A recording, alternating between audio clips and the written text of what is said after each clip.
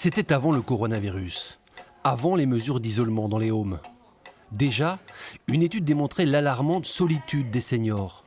2 minutes de parole et seulement 10 secondes de contact physique, c'est en moyenne, selon l'étude, le total d'échanges auxquels ont droit les résidents dans les maisons de repos sur une journée ordinaire.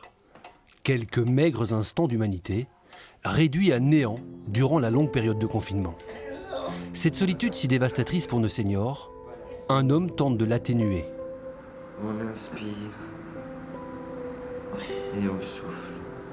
Je suis complètement coincé. Ernest l'a dit, il est temps que Sébastien revienne. Ah, c'est gentil. Sébastien Vandenberg utilise ses mains comme outil de partage, d'apaisement et de guérison. Dans chaque établissement où il exerce, les résidents l'attendent avec une impatience à peine contrôlable. Oh, monsieur, vous auriez dû voir ma figure ce matin. C'était incroyable, la joie qui est ressortie. Ce Covid a brisé quelque chose chez eux qui sont en attente encore de se sentir vivants et vibrer.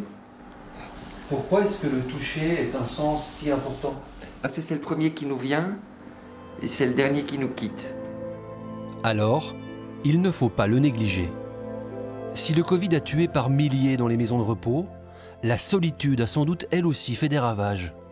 Pour Madame Vermeulen, la douceur des mains de Sébastien sur son corps en souffrance a des vertus miraculeuses. Monsieur, ça m'apporte 10 ans de rajeunissement et quelques boîtes de médicaments en moins. Et surtout que je suis une personne qui n'a plus du tout de la visite. Je suis seule au monde. C'est la solitude qui me tue. À demain, c'est. Oui. Comme ça, de loin. C'est un long cheminement qui a conduit Sébastien vers cette thérapie par le toucher. Il y a d'abord eu l'adolescence, les massages qu'il prodiguait à sa grand-mère en fin de vie, pour lui rendre le sourire. Et puis, il y a une série de voyages à travers le monde où il réalise que d'autres manières d'appréhender les contacts humains existent. À son retour, fin des années 90, il invente les câlins gratuits dans la rue qui feront le tour du monde. Mais à la lumière des projecteurs, il préfère l'intimité des chambres de soins où ses mains se rendent le plus utiles. Ici, une résidente en toute fin de vie qui ne parvient plus à communiquer oralement, mais qui, en recevant ses gestes, exprime tout à coup un mélange de soulagement et d'émotion.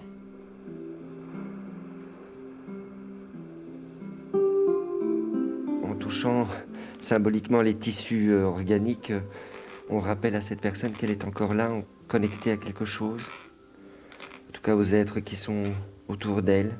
Et puis c'est un relais pour les familles, de se dire on ne sait pas y aller nous, au moins il y a quelqu'un dans l'institution qui va faire ce geste-là à mon parent.